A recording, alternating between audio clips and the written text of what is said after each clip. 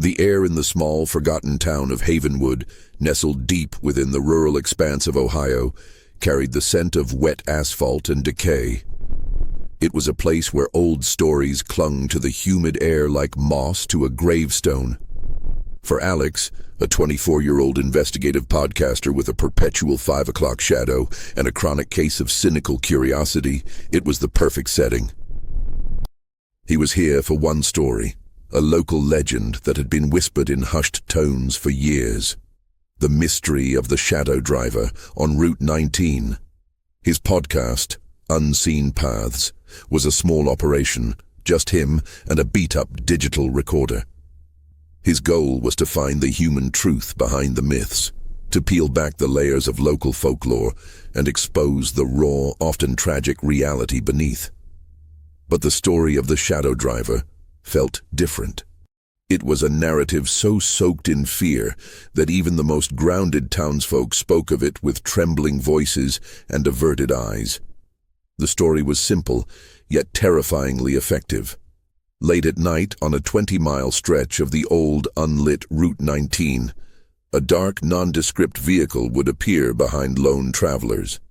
It didn't tailgate or flash its lights. It simply followed. And every person who claimed to have seen it and tried to pass it, or been passed by it, was never seen again. They vanished without a trace, their cars found abandoned on the side of the road, keys still in the ignition, and nothing else disturbed. There were no signs of a struggle, no forensic evidence, just an inexplicable void where a human life had been. The police reports, which Alex had painstakingly gathered, were a testament to the chilling silence left behind. His first stop was a local diner, the kind with checkered floors and lukewarm coffee. An old woman named Mabel, her face a roadmap of a hard life, was mopping the floor. She was his only confirmed interview. The others had simply hung up when he mentioned Route 19. "You're here for the road," she said, her voice raspy without even looking up. It wasn't a question. "I am," Alex confirmed, pulling out his recorder. "I'm trying to understand what happened to those people. Is it true they just vanished?" Mabel stopped mopping and leaned against her broom, her gaze fixed on the steam rising from his coffee cup. "Some truths are better left buried, son. That road, it's a beast. It's not the road itself, you see. It's what's on it." Alex leaned in. The shadow driver? She finally met his eyes, and a shiver ran down Alex's spine. Her fear wasn't performative, it was bone deep. It's not a ghost story, not the way you city boys think of it. There's no magic, no hocus pocus. It's worse. It's real. People think it's some monster in a car, but it's just a man. A man who makes people disappear. The law can't touch him because there's no evidence of a crime. He just cleans up after himself. Like a ghost, but made of flesh and blood. But why? What's the motive? Alex pressed, his reporter instincts kicking in. Mabel shook her head. No one knows. All anyone knows is you don't pass him. You pull over, you let him go on, and you pray he doesn't decide to pass you. She straightened up, her body language a clear signal that the conversation was over. Now, if you'll excuse me, I've got a floor to finish. You should think about what I said, though. Some stories are best told from a distance. Her words resonated with a strange and unsettling clarity. This wasn't a tale of the supernatural. It was a story of a different, more human kind of terror. The complete lack of evidence, the meticulous disappearances, it all pointed to a calculating mind, not a mystical force. Alex had come seeking a myth, but he was starting to suspect he had found a criminal. A brilliant, terrifying one. He spent the rest of the day poring over old newspaper clippings and police reports, cross-referencing names, dates, and times. The victims were a disparate group, a young woman heading home from college, a traveling salesman, a local farmer. The only thing they had in common was their last known location, Route 19. As dusk settled, casting long, menacing shadows across the town, Alex made a decision. To understand the story, he had to experience it. He had to drive the road himself. He filled up his gas tank, bought a handful of protein bars and a thermos of coffee, and set his GPS for the start of the notorious stretch of highway. The sun had long since dipped below the horizon by the time he merged onto Route 19. The two-lane road was a ribbon of dark asphalt, flanked by dense, foreboding forests that swallowed the faint glow of his headlights. The air was heavy, the silence broken only by the hum of his engine and the static hiss of his recorder, which he had left running on the passenger seat. Alex's initial bravado began to wane. The road felt hostile, a living thing. Every rustle of leaves in the trees seemed like a footstep, every shift in the wind a whisper. He checked his rearview mirror, his eyes scanning the empty road behind him. Nothing. Just the vast, black emptiness. He drove for a full 15 minutes, his knuckles white on the steering wheel, his heart thrumming against his ribs. He was about to write the whole thing off as a product of local hysteria and his own overactive imagination when he saw it. In the distance, just a small point of light at first. A single headlight. It grew steadily larger, and Alex's breath caught in his throat. It was a car. It wasn't a modern vehicle. Its lights had a yellow, tired look to them. As it got closer, he could make out its shape, a large, dark sedan, a relic of a bygone era. It wasn't moving particularly fast, but it was gaining on him. Alex's mind raced. He could speed up, but what if it was a trap? He could pull over. But what if that was exactly what the driver wanted? The stories, the fear, Mabel's warning, it all flooded his senses. The car was getting closer, its headlights now a blinding, disorienting glare in his mirror. He couldn't make out the driver, only a dark, indistinct silhouette. It was there, a solid presence, and it was following him. Panic, cold and sharp, seized him. This was it. He was now part of the legend. As the car drew to within an unsettlingly close distance, Alex's eyes darted to the empty road ahead. He had two choices: surrender to the fear and pull over, or try to outrun it. He gripped the wheel tighter, his foot pressing down on the accelerator. The car surged forward, but so did the one behind him. It maintained the exact same distance, a silent, relentless predator. Alex was trapped in a psychological dance, a terrifying two-person game of cat and mouse on an empty, desolate highway. He was now face to face with the shadow driver, and he had a terrible feeling that, unlike all the others, he might be the first to truly find out why people vanish. The mystery of the shadow driver is just beginning. To make sure you don't miss a single moment of this chilling tale, be sure to subscribe to the channel and turn on notifications. All 10 chapters of The Shadow Driver on Route 19 will be released in this single video. Let's find out what happens next. The headlights in the rearview mirror were like twin eyes, unblinking and predatory. Alex's foot was heavy on the accelerator, the old sedan's engine whining in protest as the speedometer needle crept past 80 miles per hour. But no matter how fast he went, the dark car behind him matched his speed perfectly, maintaining an impossible, unvarying distance. It was a silent pursuit, more unnerving than any blaring horn or flashing lights could ever be. This was not a road rage incident. This was a deliberate act of psychological warfare. Alex's initial fear was now a cold, clinical dread. He was being hunted, but by what? He risked a quick glance in his side mirror, the image of the car behind him a distorted, ghostly reflection. He still couldn't make out the driver, just a dark shape at the wheel. The car itself was an older model, a relic, its contours softened by age and neglect. It had a strange, almost ethereal quality, as if it belonged to the shadows it drove through. He swerved around a gentle curve, the tires protesting with a faint squeal. The car behind him followed suit, its movements precise and fluid, like a shark trailing its prey. Alex's phone was dead, a fact he'd discovered with a jolt of panic a few minutes earlier. He was alone on this dark stretch of road, completely disconnected. The nearest town was miles away. He tried a new tactic. He slammed on the brakes, slowing down to a crawl. The car behind him immediately mirrored his action, its headlights dimming slightly as it adjusted its speed. Alex's heart pounded against his ribs. He couldn't shake it. It wasn't trying to overtake him. It wasn't trying to run him off the road. It was just there. A constant, ominous presence, frustration mixed with his terror. He was caught in a horrifying loop. He had to break it. Desperate for a solution, he remembered an old, unpaved service road he had seen on his map earlier. It was a narrow, barely there path that cut off into the woods, leading to what his map indicated was an abandoned quarry. It was a long shot, a risk he couldn't afford not to take. He signaled his turn and swerved violently to the right, kicking up a cloud of dust and gravel as his tires left the asphalt and hit the bumpy dirt road. The old sedan's suspension groaned with the sudden jolt, but Alex didn't care. He sped down the rough path, the branches of the trees scraping against his car's sides.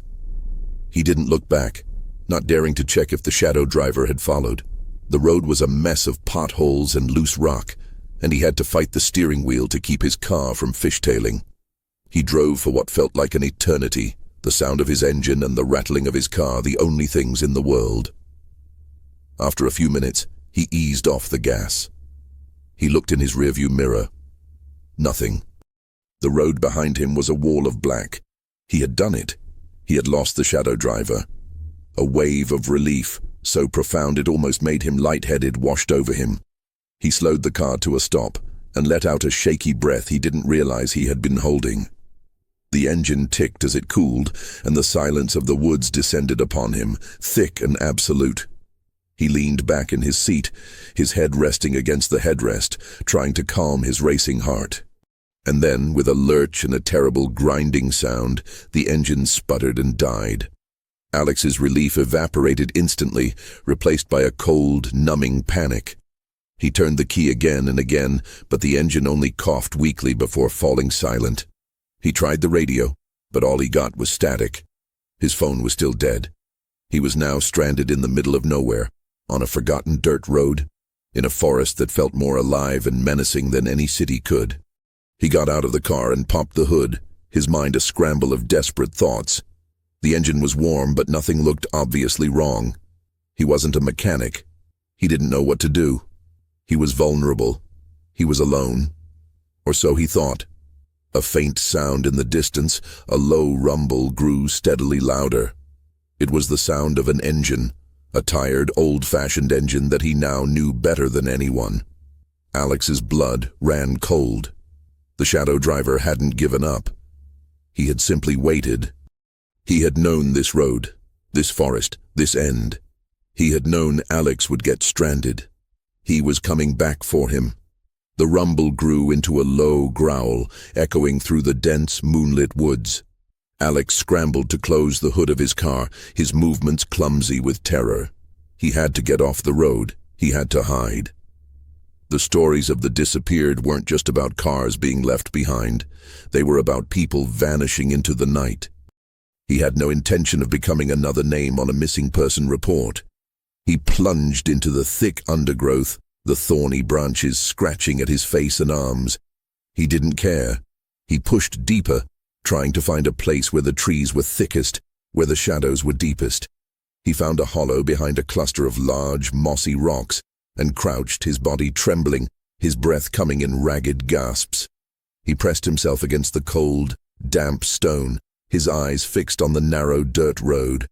The headlights appeared, slicing through the darkness like two searching beams. They were followed by the dark silhouette of the car, an old, boxy sedan that looked more like a specter than a machine. It drove slowly, deliberately, its tires crunching on the loose gravel. Alex's heart hammered against his ribs. He was so close to it now, close enough to see the details he had only been able to imagine before. The car was a mess of dents and scratches, its paint a faded, peeling black. It was the kind of car a man who didn't care about his image would drive. A man who wanted to be forgotten. The car stopped beside his broken-down sedan.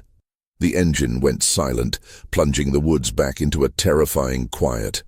Alex held his breath, his eyes straining in the dark. The driver's side door creaked open and a figure emerged. It wasn't a monster. It was a man, but he moved with a strange, lurching gait. A limp, maybe, or some kind of physical disability. He was tall and thin, his frame swallowed by a large, bulky trench coat. On his head, he wore a wide-brimmed hat that cast his face in a deep, impenetrable shadow. He walked over to Alex's car, the sound of his shoes on the gravel sickeningly clear in the silence. He didn't check the doors. He didn't smash the windows. He didn't seem to be looking for Alex at all. He simply walked to the front of the car, knelt down, and popped the hood. Alex's mind reeled. What was he doing? Was this a new, more horrifying kind of game? Was he going to tamper with the engine so that Alex would be left with no hope? The man pulled a small, grimy toolkit from his coat pocket. He worked with an almost surgical precision, his movements quick and efficient. He reached into the engine, his hands disappearing and reappearing in the shadows. Alex watched, completely bewildered. This was not the behavior of a killer. This was the behavior of a mechanic. After a few minutes, the man straightened up. He took a small piece of paper from another pocket, folded it, and tucked it under Alex's windshield wiper. Then he got back into his car, the door closing with a soft thud. He started the engine, backed up, and turned around, his headlights sweeping across the road. For a second, Alex thought he was looking directly at his hiding spot, and he pressed himself even tighter against the rock. But the car continued on, disappearing back down the road from which it came. The sound of the engine faded until the only thing left was the whisper of the wind and the blood roaring in Alex's ears. He was safe. He was alive. But he was also more confused than he had ever been in his life. He waited, motionless, for another 10 minutes, just to be sure. Then he slowly, cautiously emerged from his hiding place and walked back to his car. The car was exactly as he had left it, except for the note tucked under the wiper. He pulled it out, his fingers fumbling. The note was written in a clean, elegant hand on a worn piece of paper. The engine is fixed. The distributor cap had a loose wire. The note read. Alex looked at the note and then at the engine he had just inspected. He hadn't been able to see the loose wire in the dark. The man had fixed his car. The note continued, its tone shifting to a cryptic warning. Don't look for the road. Look for the truth. The last line was scrawled on the back, almost as an afterthought. They're not gone. They're hidden. Alex stared at the note, his mind racing. The shadow driver was a mechanic, a cryptic savior, and the victims, the disappeared. They weren't dead. They were just somewhere else. The entire narrative he had been working with, the foundation of the town's terror, was a lie. This wasn't a simple case of a serial killer on a desolate highway. This was something else entirely, something far more complex and perhaps even more sinister. He slid into the driver's seat, his hands shaking as he turned the key. The engine purred to life instantly, a smooth, healthy sound that filled the silent woods with a terrifying new melody. The drive back to Havenwood was a blur. Alex's mind was reeling, replaying every moment, every sound, every detail of the encounter. The man's strange gait, the way he fixed the car with an expert's precision, the note. The note was the key. Don't look for the road. Look for the truth. And they're not gone. They're hidden. The words were a puzzle, and Alex was finally holding the first piece. He had come here expecting to find a horrifying story of a phantom killer. What he had found was something far more intricate, a mystery woven into the very fabric of the town. The shadow driver wasn't a boogeyman, he was a gatekeeper, a protector. But from what? And who was he protecting? Alex pulled into the parking lot of a small, run-down motel. He needed a place to think, to process everything. The morning light was a soft gray wash over the town, illuminating its tired houses and empty streets. He checked his phone. The battery was somehow at 80%, as if it had recharged itself. Another unsettling but completely non-supernatural detail. He found a cafe and ordered a cup of black coffee. The bitter taste a welcome shock to his system. He pulled out his laptop and began a new search. Instead of looking for disappearances, he started looking for other things. Route 19 development, land disputes, corporate acquisitions. The results were a gold mine. He found article after article from local newspapers, dating back 5 years, detailing a series of controversial land purchases along the Route 19 corridor. The buyer was always the same: Ethel Energy, a large, privately owned corporation with a reputation for aggressive and often dubious business practices. They were planning a massive natural gas pipeline that would cut straight through the countryside, and they needed to acquire the land. Alex's fingers flew across the keyboard, connecting the dots. He cross-referenced the names of the disappeared with the list of landowners who had refused to sell to Ethel Energy. The results were chilling. Of the 10 people who had vanished on Route 19, 7 of them were holdouts, landowners who had steadfastly refused to sell their properties to the corporation. The other 3 were journalists and activists who had been investigating Ethel's practices. The pattern was too strong to be a coincidence. The disappearances weren't random acts of violence, they were strategic, and they were designed to instill a specific kind of terror. They were meant to look like the work of a phantom, a local legend, so no one would ever suspect the real perpetrators. The shadow driver was a distraction. But if that was the case, who was he working for?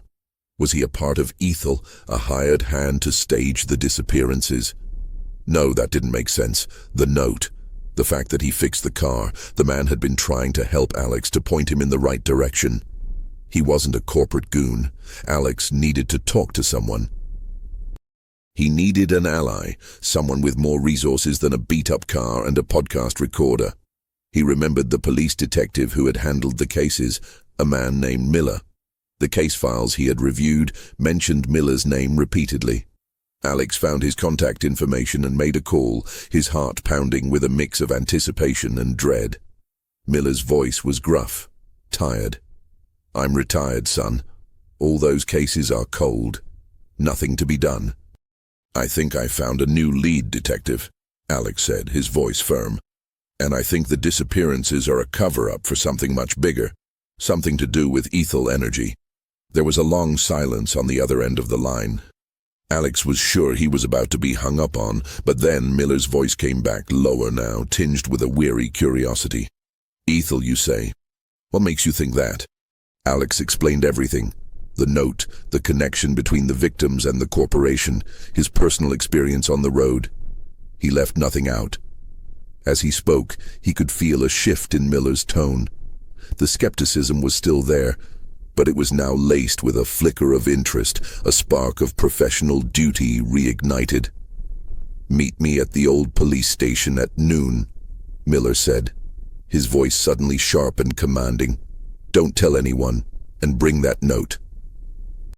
Alex hung up the phone, a small weary smile on his face. He had a lead. He had an ally.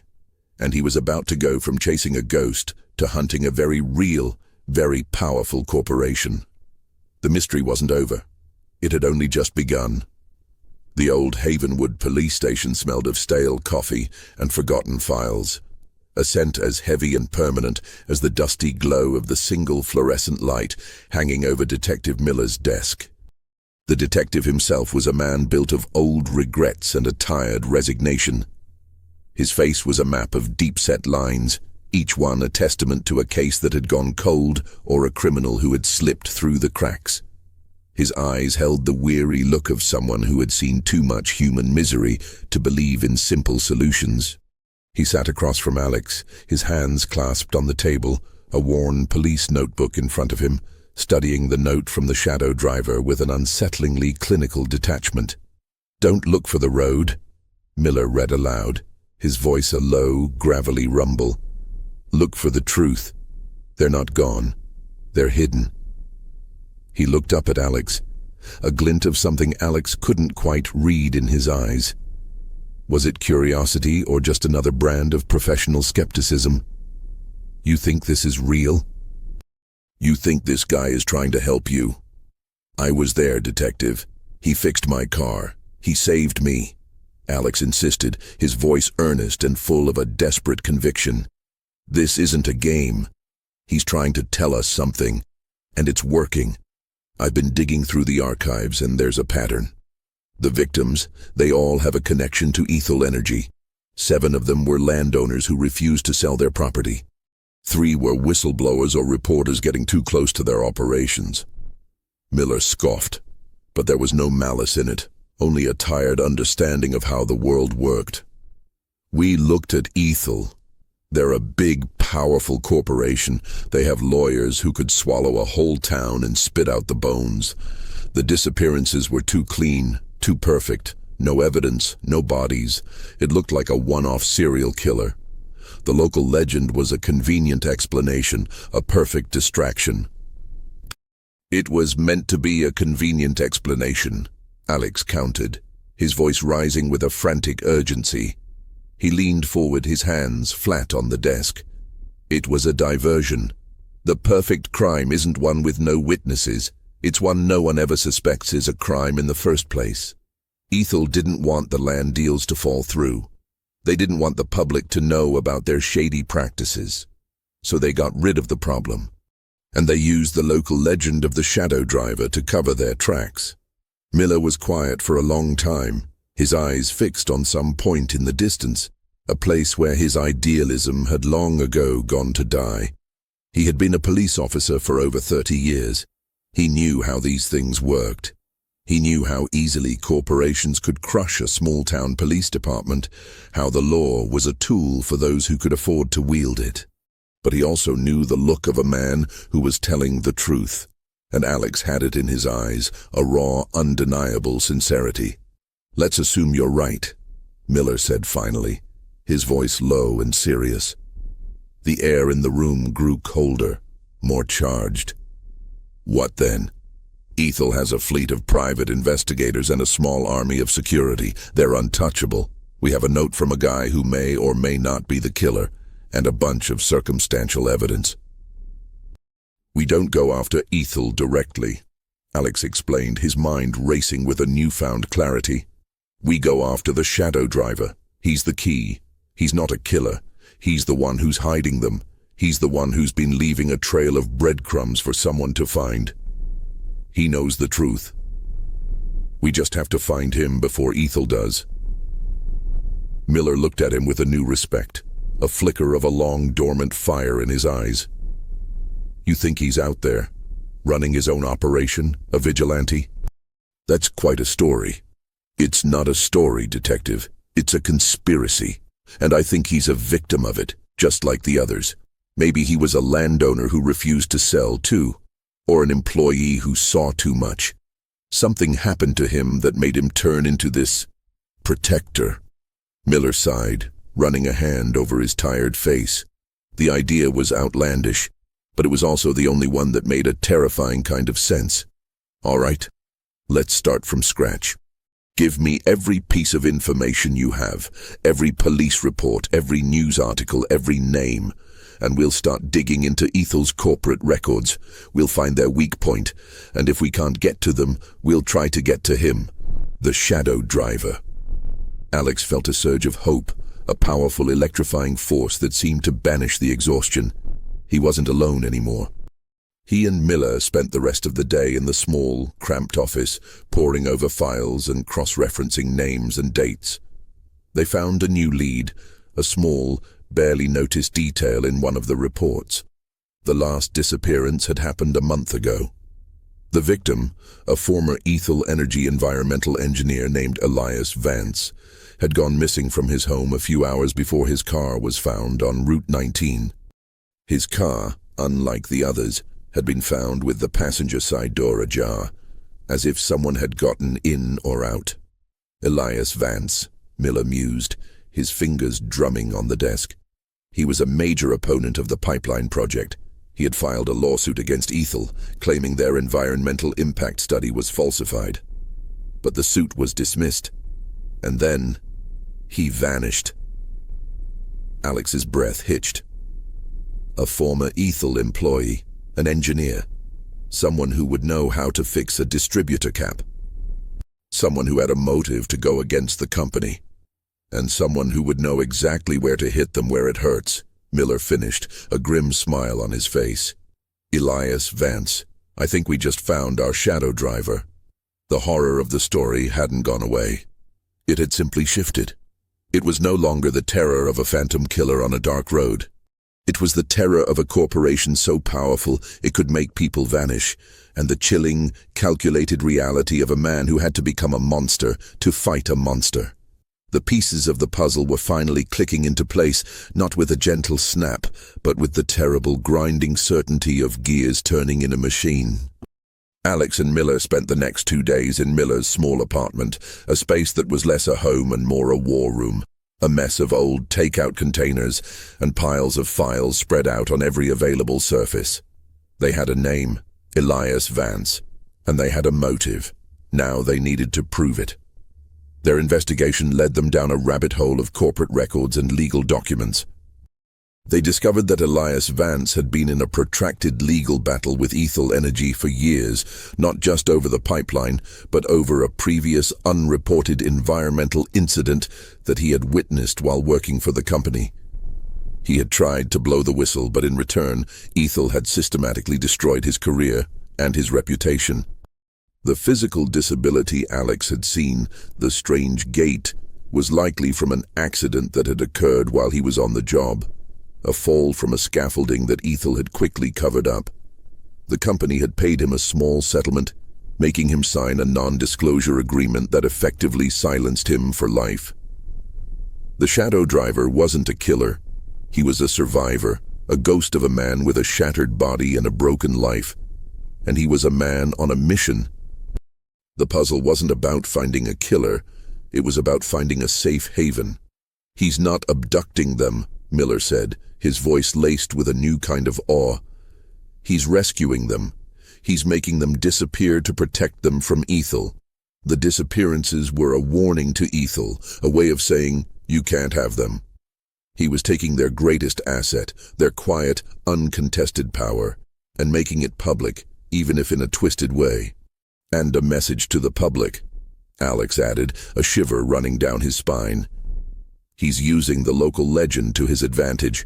He's making sure no one goes looking for them, ensuring their new lives are as hidden as he is. Their new theory was a long shot, a story so bizarre it would be dismissed out of hand by any jury in the country. But it was the only thing that made sense.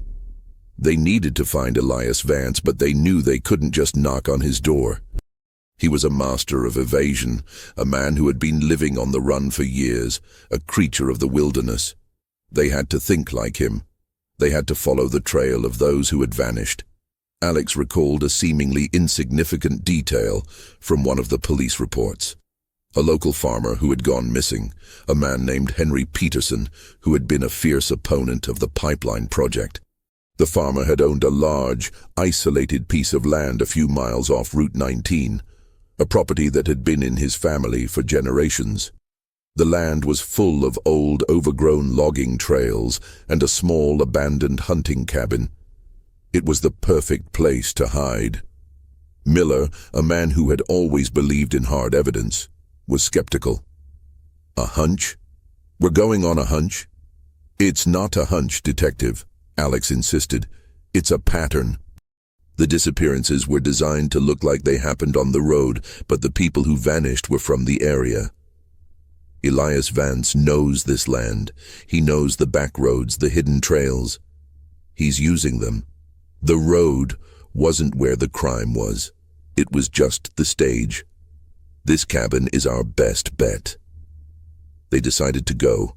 It was a risky move, but they had no other options. They took Miller's old, unmarked police cruiser, its engine as tired as the man who drove it. The drive was long and silent, the tension between them a thick, palpable thing. They found the hunting cabin tucked away at the end of a long, overgrown dirt road. It looked abandoned, a ruin. But as they got closer, they saw the signs of life.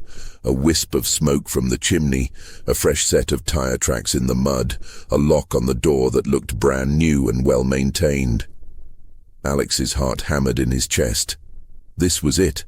The culmination of everything, the end of the mystery. They were about to find the truth, a truth far more chilling than any ghost story. Miller knocked on the door, his hand resting on his gun, a silent testament to the danger they knew they were in. No answer. They waited. Then, slowly, the door opened, not by a man, but by a young woman. Her face was pale, her eyes wide with fear. She was one of the missing, a college student named Sarah. Behind her, a chorus of voices called out, voices full of a cautious hope. They were all there. The missing people.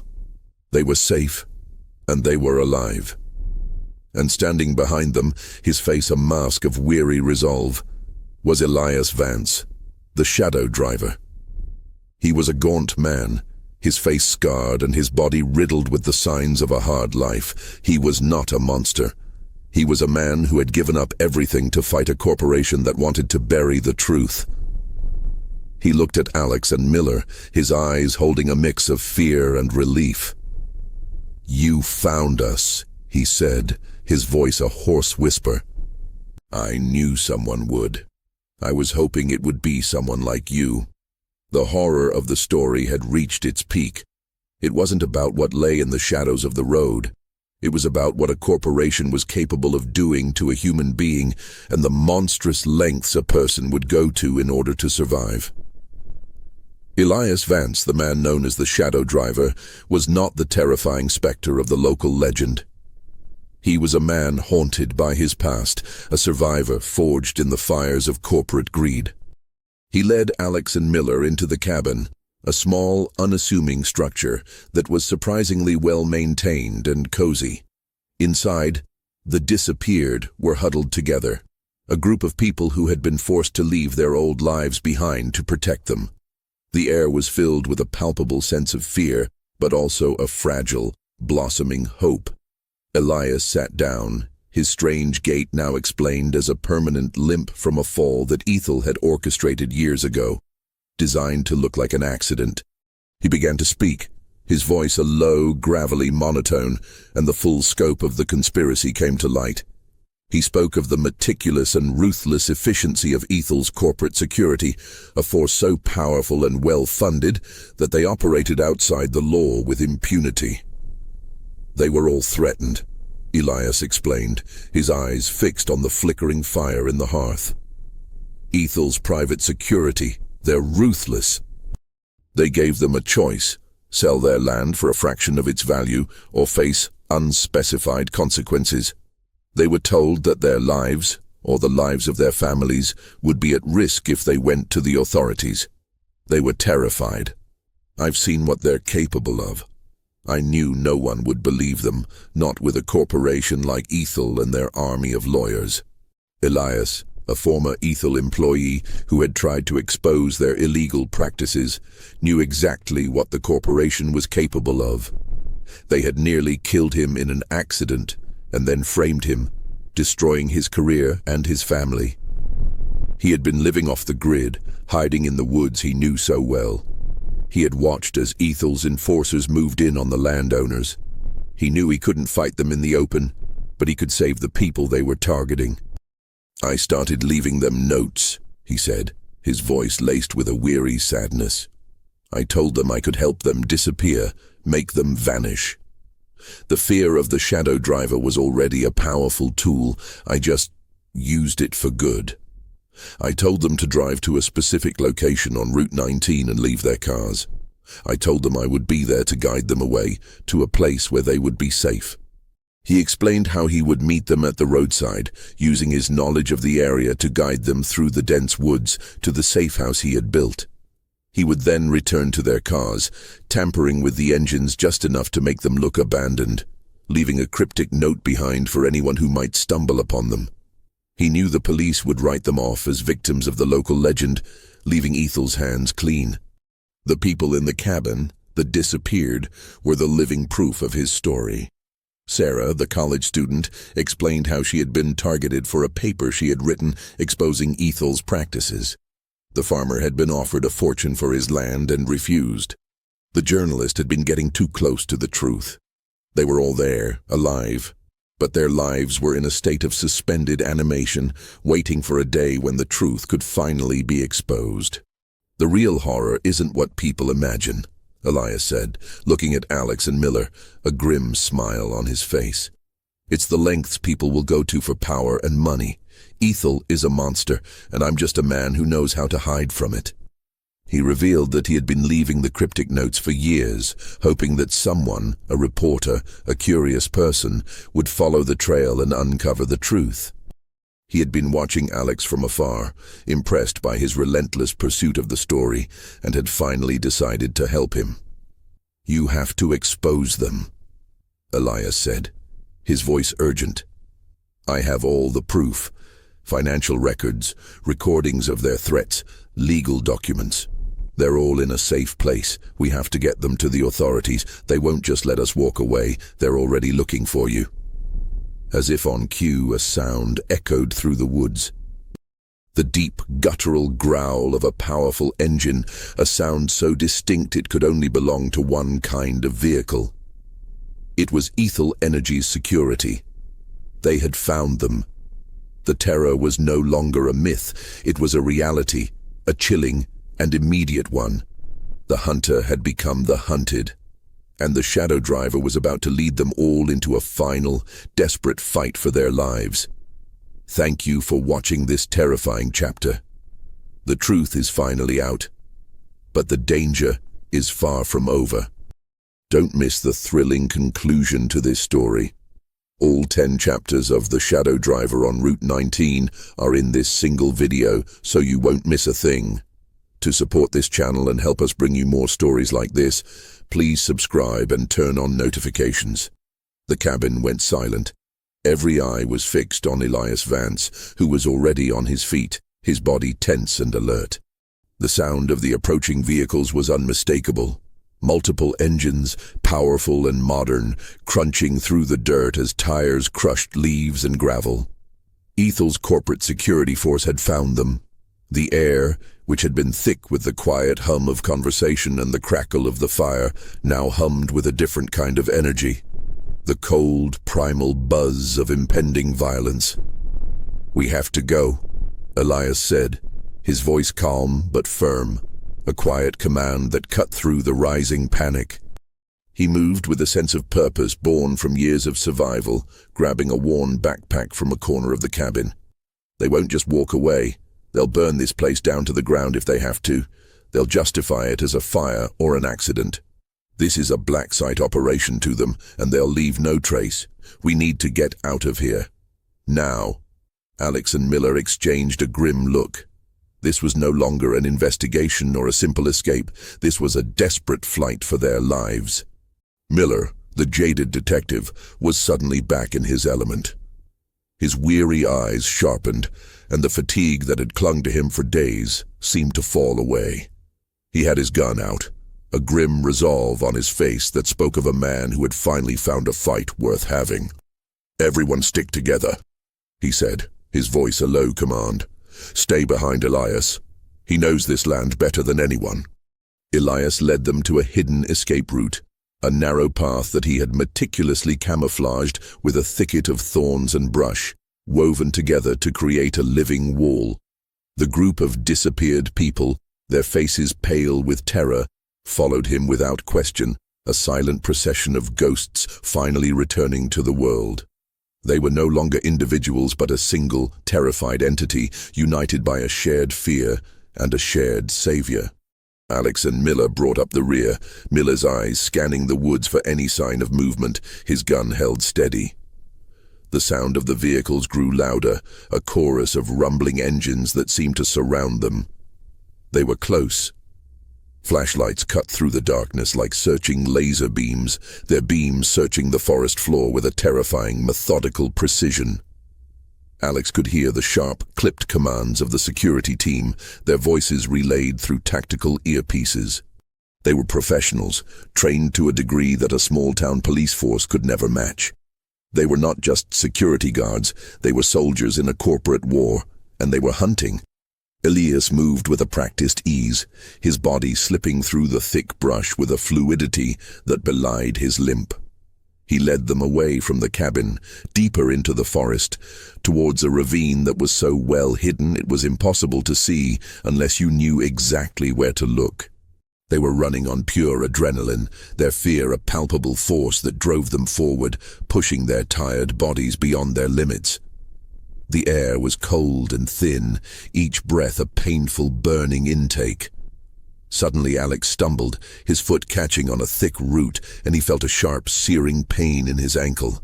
A gasp escaped his lips, and he fell to his knees.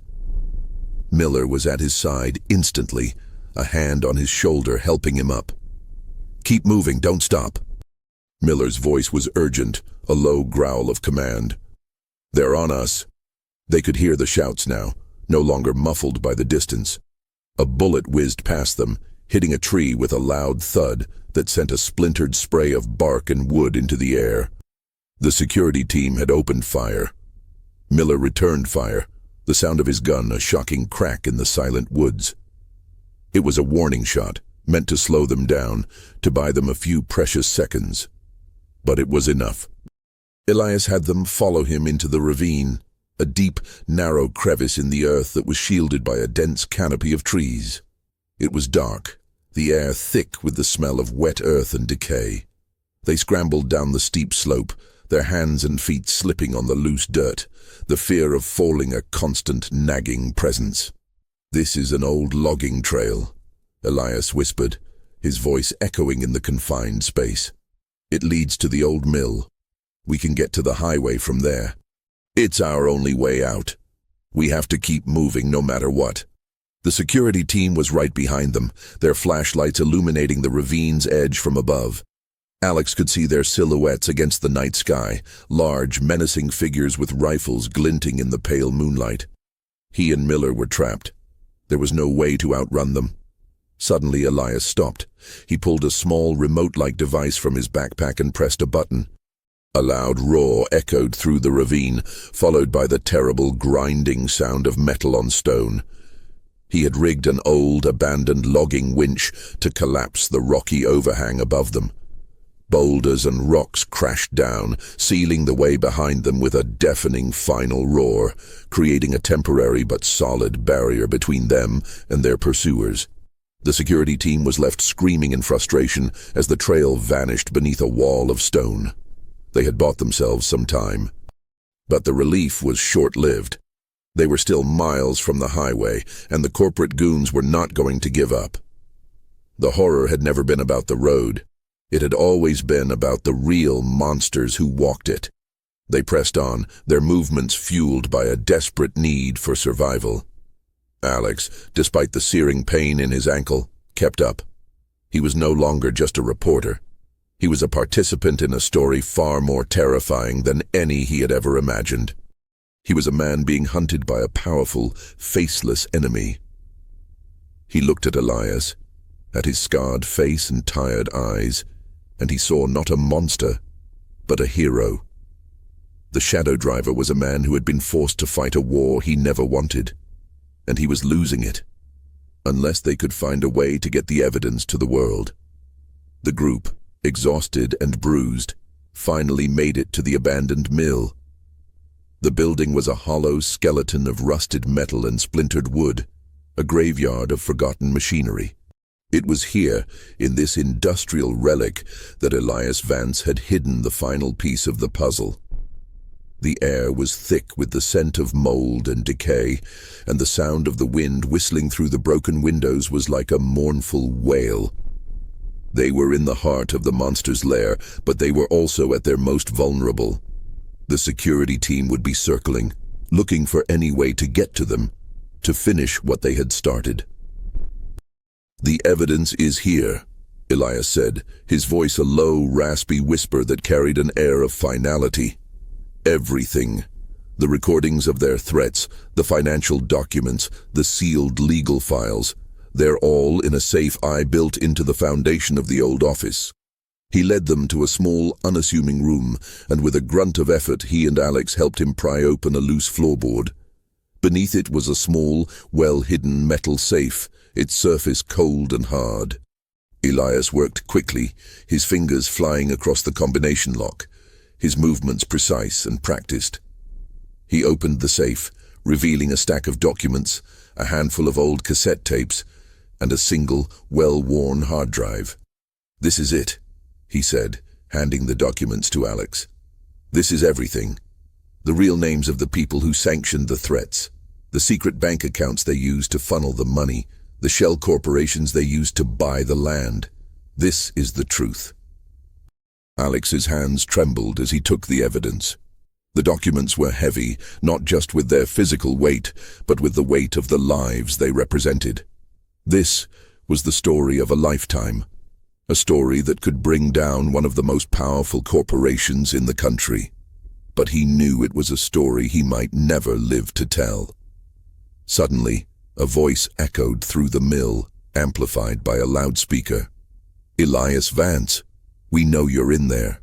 Come out now, and no one gets hurt. You're out of options." It was the head of Ethel's security team, a man named Kane. His voice was smooth and confident, the voice of a man who believed he had already won. Elias's face was grim. "They're circling the building. They're going to try to flush us out."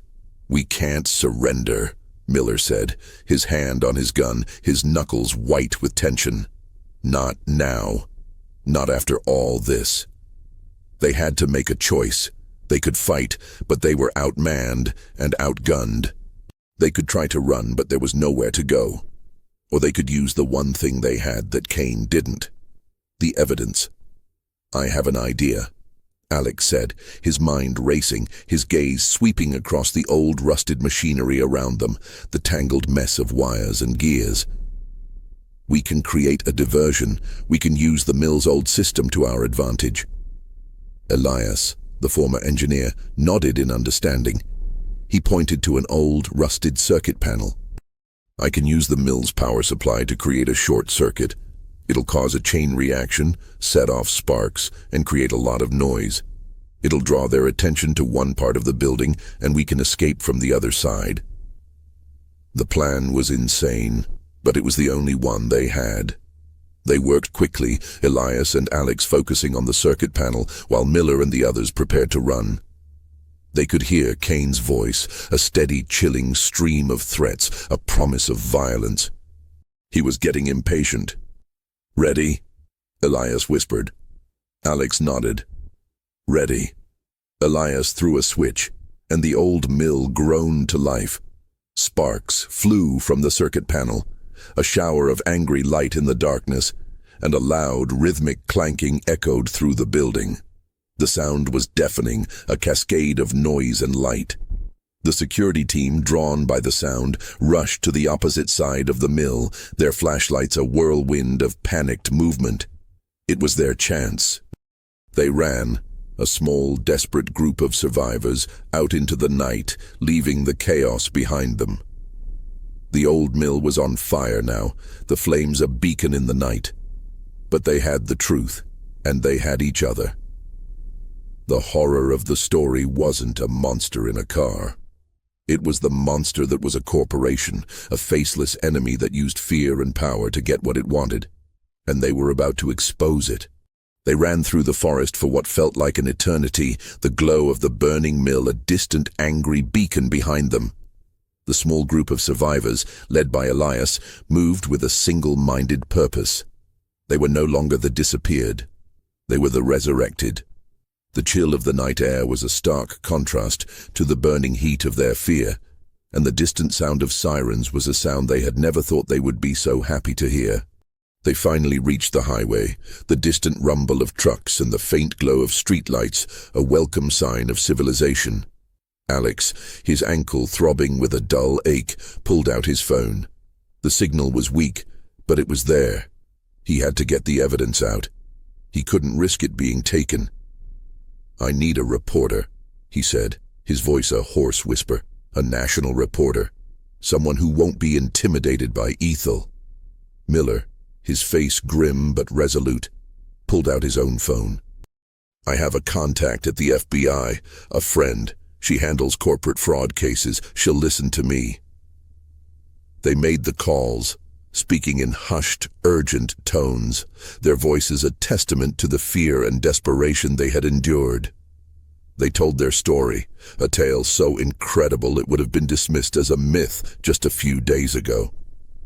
But they had the evidence, the documents, the recordings. It was all there. Within an hour, a small cavalcade of cars arrived. Not Ethel's goons, but an FBI team and a group of journalists. The journalists swarmed Alex, their cameras flashing, their recorders held high. Alex, a man who had been chasing stories, was now the one being hunted by them. He held up the documents, his voice clear and strong as he told his story. The story of the shadow driver, of Elias Vance, and of the corporate monster that was Ethel Energy. The news broke like a dam, a torrent of truth that swept across the country. The headlines were everywhere.